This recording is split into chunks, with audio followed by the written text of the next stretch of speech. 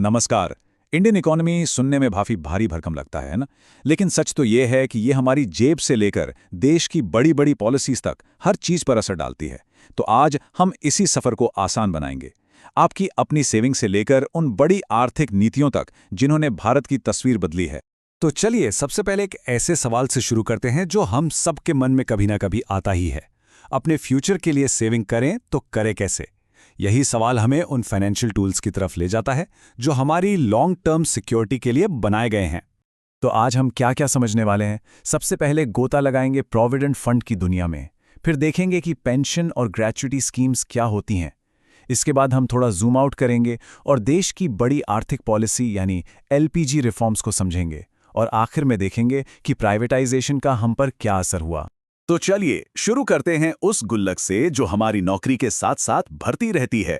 जी हाँ, बात हो रही है प्रोविडेंट फंड की। इंडिया में रिटायरमेंट सेविंग्स का ये एक बहुत बहुत जरूरी हिस्सा है। तो ये प्रोविडेंट फंड, जिसे हम शॉर्ट में पीएफपी कहते हैं, आखिर है क्या चीज़? देखिए, सीधे शब्दों में कहें तो ये सरकार की चलाई हुई एक रिटायरमेंट सेविंग स्कीम है। इसमें होता क्या है कि एम्प्लॉय और एम्प्लॉयर दोनों हर महीने थोड़ा थोड़ा पैसा जमा करते हैं, और ये पैसा इकट्ठा होकर रिटायरमेंट के वक्त एक बड़ी रकम के तौर पर मिलता है।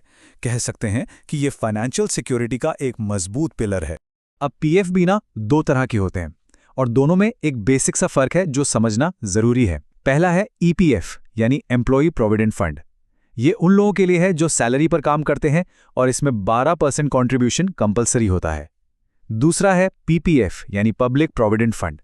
ये किसी भी भारतीय नागरिक के लिए है, चाहे वो नौकरी करता हो या नहीं, और इसमें पैसा जमा करना पूरी तरह से मर्जी पर है।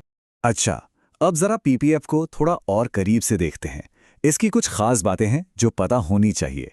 पहली बात, इससे किसी भी बैंक या पोस्ट ऑफिस में जाकर खुलवा सकते हैं। साल में कम से कम 500 रुपये जमा करने होते हैं, और ज्यादा से ज्यादा आप 1.5 लाख रुपए तक डाल सकते हैं। ये अकाउंट 15 साल के लिए होता है, और जो सबसे जरूरी बात है, इंटरेस्ट रेट। सोर्स के मुताबिक अभी इस पर 7.1% का ब्याज मिल रहा है।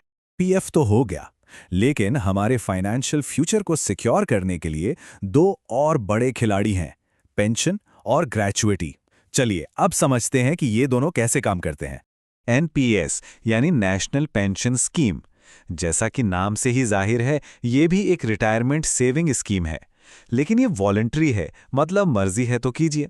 इसे डिजाइन ही इस तरह से किया गया है कि लोग अपने फ्यूचर के लिए खुद स्मार्ट फैसले ले सकें। आप इसे पीएफ के अलावा एक और दमदार ऑप्शन मान सकते हैं। अब ये एनपीएस किसके लिए है? देखिए, जब ये शुरू हुई थी 2004 के बाद, तो ये सिर्फ सरकारी कर्मचारियों के लिए थी। लेकिन फिर 2009 में इसे सभी भारतीय नागरिकों के लिए खोल दिया गया। इसमें 60 साल की उम्र में पेंशन मिलनी शुरू हो जाती है, और जमा किया हुआ पैसा इक्विटी, कॉर्पोरेट और गवर्नमेंट बॉन्ड्स में इन्वेस्ट किया जाता है ताकि अच्छा रिटर्न मिल सके। अब आते हैं ग्रेच्युटी पर। ये क्या है? सोचिए, ये आपकी कंपनी की तरफ से एक थैंक यू गिफ्ट है। जब आप किसी कंपनी में लंबे समय तक काम करते हैं तो वो आपके डेडिकेशन के लिए आपको एक मुश्त यानी लमसम पेमेंट देती है।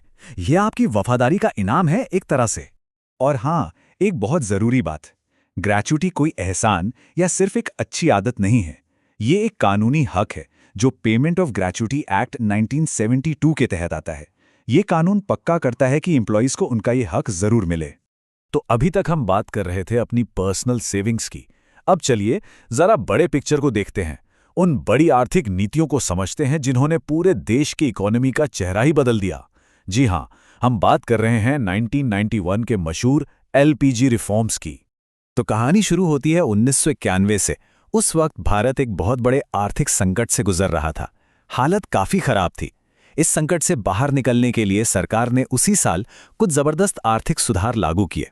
इन सुधारों ने इंडियन इकोनॉमी की पूरी बुनियाद ही बदल दी, और इन्हें हम आज एलपीजी रिफॉर्म्स के नाम से जानते हैं।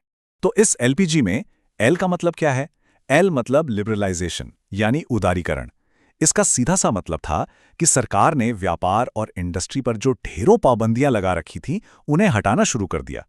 आपने लाइसेंस राज के बारे में तो सुना ही होगा, बस उसी का खात्मा इसका सबसे बड़ा उदाहरण था। इससे इंडस्ट्रीज को काम करने की आजादी मिली। पी का मतलब है प्राइवेटाइजेशन यानी निजीकरण। इस प्रोसेस में जो सरकारी कंपनियां या कारोबार थे, उन्हें प्राइवेट सेक्टर को बेचा जाने लगा। मतलब सरकारी कंपनियों की ओनरशिप प्राइवेट हाथों में सौंप दी गई। और आखिर में जी, जिसका मतलब है ग्लोबलाइजेशन यानी वैश्वीकरण। इसका मकसद था भारत की इकॉनमी को दुनिया की इकॉनमी के साथ जोड़ना, ताकि बाहर से पैसा, टेक्नोलॉजी और सर्विसेज आसानी से भारत आ सकें और भारत से बाहर जा सकें। एक तरह से भारत ने पूरी दुनिया के लिए अपने दरवाजे खोल दिए। तो एलपीजी में से पी यानी प्राइवेटाइजेशन। चलिए इसमें थोड़ा और गहराई से उतरते हैं और देखते हैं कि इसका हमारी इंडस्ट्रीज पर असल में असर क्या हुआ। प्राइवेटाइजेशन पॉलिसी का एक सबसे बड़ा और साहसी कदम था उन इंडस्ट्रीज को प्राइवेट कंपनियों के लिए खोलना जो पहले सिर्फ और सिर्फ सरकारी कंपनियों के लिए रिजर्व थी। ये वाकई में एक बहुत बड़ा पॉलिसी शिफ्ट था। तो कौन कौन सी इंडस्ट्रीज थी ये? अरे बड़े बड़े सेक्टर्स जैसे कि लोहे और इस्पात, भारी बिजली की मशीनरी, फर्टिलाइजर और तो और हवाई यातायात यानी एयर ट्रांसपोर्ट भी। इन सब में प्राइवेट कंपनियों की एंट्री हुई। इसका नतीजा क्या हुआ? बाजार में कंपटीशन बढ़ा और हम जैसे आम लोगों के लिए नई नौकरियां और बेहतर प्रोडक्ट्स के रास्ते खुले। तो चलिए इस चर्चा को एक सवाल के साथ खत्म करते हैं। ये जो 1991 की नीतियां थीं, ये आज भी इतने सालों बाद हमारी अर्थव्यवस्था को कैसे बदल रही हैं, हमारी रोज की जिंदगी पर, हमारे देश के भविष्य पर इनका असर आज भी कितना गहरा है, ये एक सोचने वाली बात है।